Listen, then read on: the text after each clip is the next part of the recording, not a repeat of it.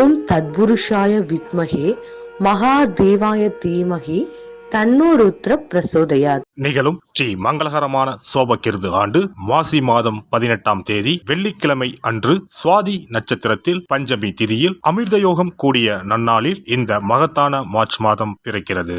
பிறக்கும் இம்மாத கிரக நிலைகளை பார்க்கும் போது மேச ராசியில் குரு பகவானும் கன்னி ராசியில் கேது பகவானும் உள்ளனர். இம்மாத தொடக்கத்தில் சந்திர பகவான் துலாம் ராசியில் உள்ளார். செவ்வாய் மற்றும் சுக்கிர பகவான் மகர ராசியிலும், சூரியன் சனி புதன் பகவான் கும்பராசியிலும், ராகு பகவான் மீனராசியிலும் சஞ்சாரம் செய்கின்றனர். இம்மாத கிரகங்களின் பயிற்சி என எடுத்துக்கொண்டால் புதன் பகவான் மார்ச் மாதம் 7ஆம் தேதி கும்பராசியில் இருந்து மீனராசிக்கும், மார்ச் மாதம் 26ஆம் தேதி மீனராசியில் இருந்து மேசராசிக்கு என இருமுறை பிரவேசம் செய்கின்றார். மார்ச் மாதம் 7ஆம் தேதி சுக்கிர பகவான் மகர ராசியில் இருந்து கும்பராசிக்கும், மார்ச் 14ஆம் தேதி சூரிய பகவான் கும்பராசியில் இருந்து மீனராசிக்கும், மார்ச் மாதம் 15ஆம் தேதி செவ்வாய் பகவான் மகர ராசியில் இருந்து கும்பராசிக்கும் பயிற்சி அடைகின்றனர். இந்த கிரக அமைப்பினால் உங்கள் வாழ்வில் ஏற்படக்கூடிய சுபம் மற்றும் அசுப பலன்கள் என்ன, அதற்கான பரிகாரம் மற்றும் தெய்வ வழிபாடு என்ன என்பதை பற்றி காண்போம். மாசி மாதத்தின் பிற்பகுதியும் பங்குனி மாதத்தின் முற்பகுதியும் இணைவது இந்த மார்ச் மாதம் ஆகும். பனிக்காலம் முடிந்து வசந்த காலம் துவங்க போகிறது. இனி உங்கள் வாழ்விலும் வசந்தம்தான். திடீரென கோடிகளில் சம்பாதிக்கும் வாய்ப்பும், ஜாக்பாட் அடித்தது போல பணம் குவியும் யோகமும் உண்டாக போகிறது. தயாராக இருந்துக்கோங்க. பண கஷ்டம், துன்பம், அவமானம் அனைத்தும் உங்களை விட்டு விலகப் போகும் நேரம் இது. கன்னி ராசி அன்பர்களே, இம்மாதம் குடும்பத்தில் மகிழ்ச்சியும் உற்சாகமும் காணப்படும். எதிரிகளின் சூழ்ச்சிகளை முறியடிப்பீர்கள். வெளி வட்டாரத்தில் செல்வாக்கு அதிகரிக்கும். உறவினர்களும் நண்பர்களும் மிகவும் உதவியாக இருப்பார்கள்.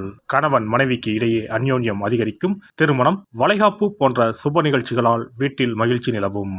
சிலருக்கு குழந்தை பாக்கியம் கிடைக்கும். மாத பிற்பகுதியில் உறவினர்கள் வகையில் சிறு சிறு பிரச்சனைகள் ஏற்பட சாத்தியம் உள்ளதால் பொறுமையுடன் இருப்பது அவசியம். புதிய ஆடை ஆபரணங்கள் வாங்கி மகிழ்வீர்கள். குடும்பத்துடன் வெளியிடங்களுக்கு சென்று வருவீர்கள். விருந்து விசேஷங்களில் கலந்து கொள்ளும் வாய்ப்பு உண்டு. மாதத்தின் பிற்பகுதியில் எதிரிகளால் பிரச்சனைகளும் கடன் தொல்லைகளும் ஏற்படக்கூடும். ஆனாலும் குரு பலத்தால் சமாளித்து விடுவீர்கள். ஆன்மீகத்தில் நாட்டம் அதிகரிக்கும்.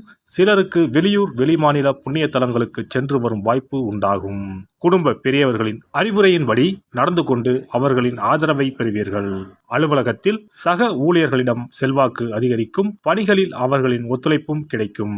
நீண்ட நாட்களாக எதிர்பார்த்த பதவி உயர்வு, சம்பள உயர்வு போன்ற சலுகைகள் கிடைக்கும். மேலதிகாரிகளின் அன்பும் ஆதரவும் உங்களை உற்சாகப்படுத்தும். தொழில் வியாபாரத்தில் எதிர்பார்த்த லாபம் கிடைக்கும். எதிரிகளால் ஏற்பட்ட பிரச்சனைகள் நீங்கும். புதிய முயற்சிகள் வெற்றி தரும்.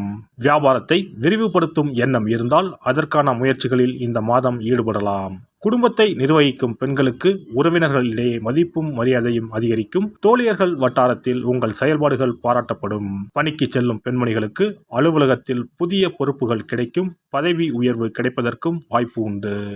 மாணவர்களுக்கு கல்வியில் வெற்றி பெற நண்பர்களின் உதவி கிடைக்கும். வீண் செலவை குறைப்பது நல்லது.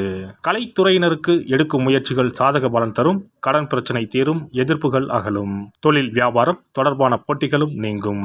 அரசியல்வாதிகளுக்கு விடாப்பிடியாக செயல்பட்டு சில வேலைகளை முடிப்பீர்கள். நண்பர்களுடன் மனத்தாங்கள் வரும்.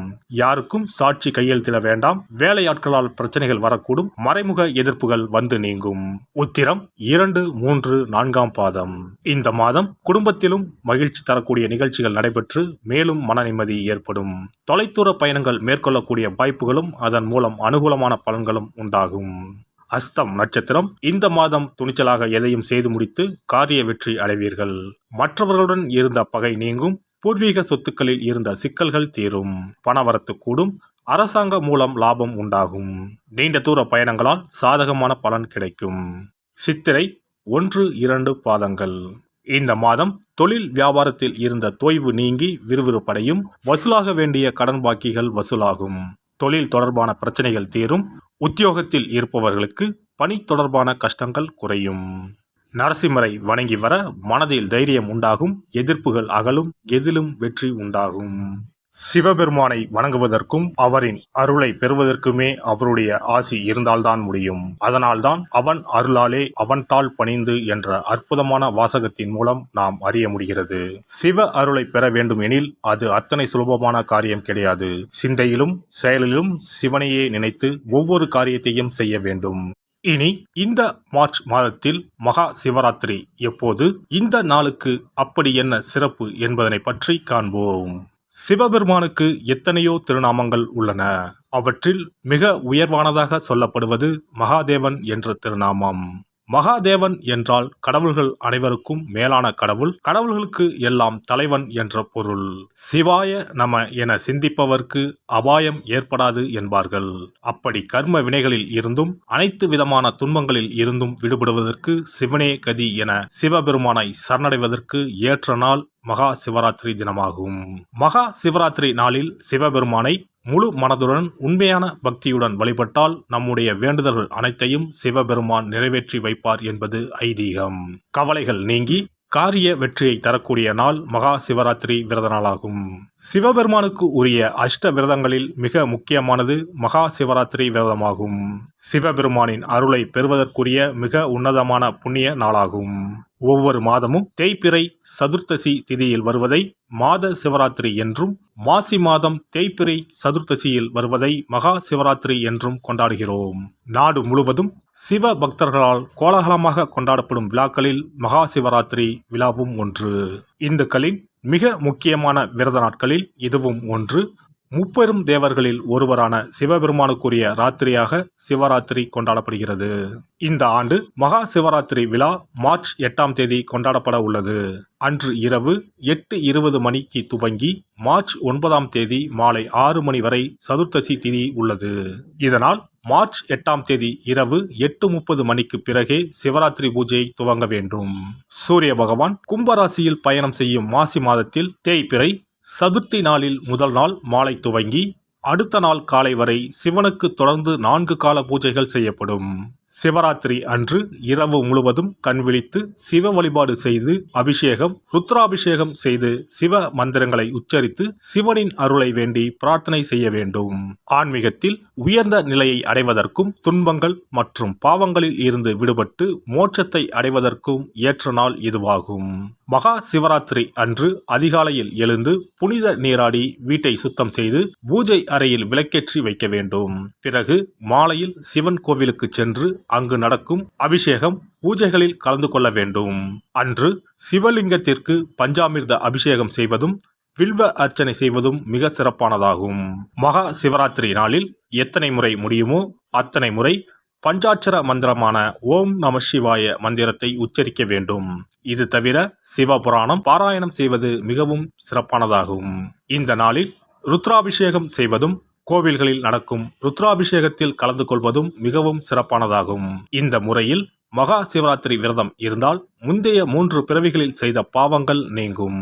மனக்கவலைகள், நோய்கள், வறுமை நிலை ஆகியன நீங்கும். அதோடு வாழ்வில் அனைத்து விதமான இன்பங்களும் உயர்வும் கிடைக்கும். நாம் செய்யும் வழிபாடு, பூஜை ஆகியவற்றிற்கு 2 மடங்கு பலனை தரக்கூடியது மகா சிவராத்திரி விரதமாகும். தஞ்சாவூர் மாவட்டத்தில் உள்ள பட்டுக்கோட்டை செட்டியக்காடு அர்த்த நாரீஸ்வரர் ஆலயத்தில் வரும் மார்ச் 8ஆம் தேதி வெள்ளிக்கிழமை மகா சிவராத்திரி அன்று 4 கால பூஜைகள் நடைபெற உள்ளன. இந்த பூஜைகளில் நீங்களும் கலந்து கொண்டால் தம்பதி ஒற்றுமை, மனப்பேறு, குழந்தை பேறு, ஆரோக்கியம், ஆயுள், செல்வம், புகழ் உள்ளிட்ட சகல நன்மைகளும் கிட்டும்.